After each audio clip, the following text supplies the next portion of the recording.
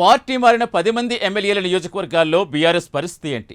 ఆ నియోజకవర్గాల్లో అభ్యర్థులు కరువయ్యారా? అందుకోసమే బలమైన లీడర్ల కోసం వెతుకుతున్నారా? హస్తం పార్టీలోకి జంప్ అయిన ఎమ్మెల్యేల నియోజకవర్గాల్లో పార్టీ బలోపేతంతో కేసీఆర్ ఎలాంటి నిర్ణయాలు తీసుకోబోతున్నారు?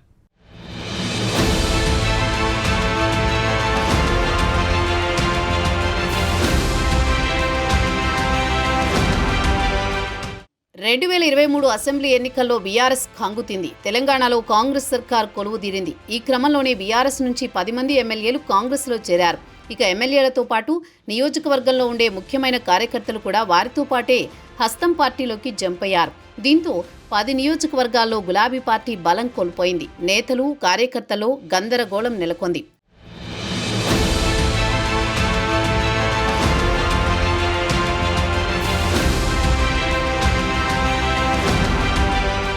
పార్టీ ఫిరాయించిన ఎమ్మెల్యేల నియోజకవర్గాలపై బీఆర్ఎస్ ఫోకస్ చేసింది. అక్కడ తిరిగి బలం పుంజుకునేందుకు వ్యూహాలు రచిస్తోంది. ఇందులో భాగంగానే ఆ నియోజకవర్గాల్లో బలమైన లీడర్ల కోసం వేట మొదలు పెట్టింది. పార్టీ మారిన 10 మంది ఎమ్మెల్యేల నియోజకవర్గాల్లో కొన్ని చోట్ల లీడర్లు ఉన్నారు. మిగతా చోట్ల బలమైన నాయకుడి కోసం గులాబీ నేతలు వెతుక్కుంటున్నారు.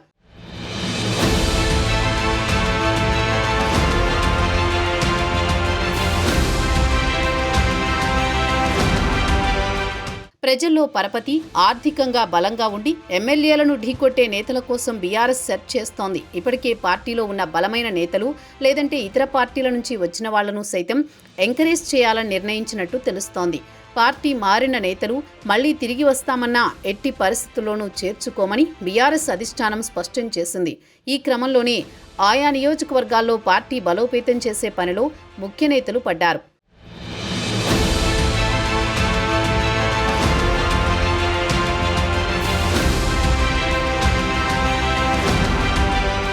ప్రస్తుతం స్టేషన్ ఘన్పూర్ నియోజకవర్గంలో బీఆర్ఎస్కు ఎలాంటి ఇబ్బంది లేదు. అక్కడ తాటికొండ రాజయ్య బలమైన నేతగా ఉన్నారు.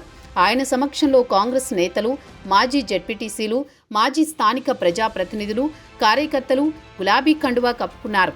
చేవెళ్ల నియోజకవర్గంపై కూడా ఫోకస్ చేసింది బీఆర్ఎస్. ఎమ్మెల్యే కాళీ యాదయ్య పార్టీ మారిన తర్వాత అక్కడ పార్టీకి సరైన అభ్యర్థి కరువయ్యారు. ప్రస్తుతం అక్కడ పెద్ద దిక్కుగా మాజీ మంత్రి సబితా ఇంద్రారెడ్డి ఉన్నారు. దీంతో నియోజకవర్గంపై దృష్టి సారించిన ఆమె పలువురు కాంగ్రెస్ నేతలను కారెక్కించారు.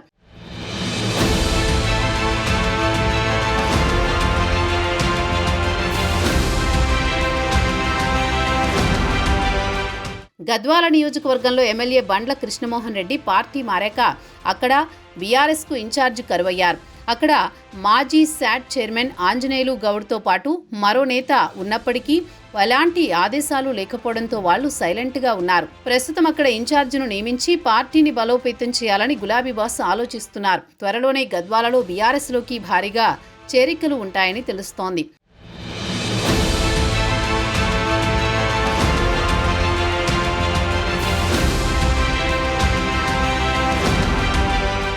ఖైరతాబాద్లో ఎమ్మెల్యే దానం నాగేందర్ కాంగ్రెస్లో చేరిపోయారు. ఆయన పార్టీ మారిన తర్వాత అక్కడ బీఆర్ఎస్ యాక్టివిటీ కరువైంది. దాసోజు శ్రవణ్కు ఎమ్మెల్సీ పదవి ఇవ్వడంతో అక్కడ ఎవరిని ఇన్ఛార్జు చేయాలన్న దానిపై గులాబీ బాస్ మల్లగులాలు పడుతున్నారు. ప్రస్తుతం జూబ్లీహిల్స్ కార్పొరేటర్ వెంకటేష్, మన్నే గోవర్ధన్ రెడ్డి పోటీ పడుతున్నా ఇన్ఛార్జు పదవి ఎవరికి ఇస్తారనేది ఆసక్తికరంగా మారింది. శేరిలింగంపల్లి నియోజకవర్గంలోనూ ఇదే సీన్ కనిపిస్తోంది. అక్కడ బలమైన నేత కోసం సెర్చ్ చేస్తున్నారు.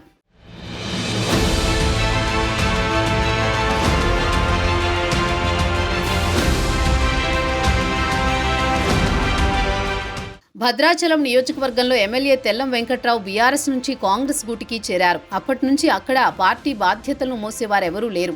ఇప్పుడు ఆ నియోజకవర్గంలో కొత్త ఇన్ఛార్జి కోసం బీఆర్ఎస్ వెతుకులాట ప్రారంభించింది. రాజేంద్రనగర్ ఎమ్మెల్యే ప్రకాష్ గౌడ్ పార్టీ మారినా అక్కడ బీఆర్ఎస్కు ఎలాంటి ఇబ్బంది లేదు. అక్కడ మాజీ మంత్రి సబితా ఇంద్రారెడ్డి కుమారుడు కార్తిక్ రెడ్డి యాక్టివ్గా పార్టీ కార్యక్రమాలు నిర్వహిస్తున్నారు. ఇప్పటికే కేటీఆర్ ఆయన అభ్యర్థిత్వాన్ని ఖరారు కూడా చేశారు.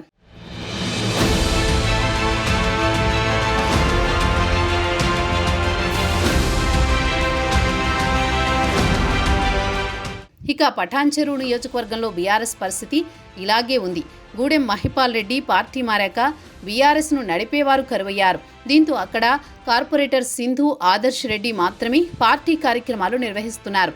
ఇలా మిగిలిన నియోజకవర్గాల్లో ఇన్ఛార్జీలను వెతికే పనిలో పడింది బీఆర్ఎస్.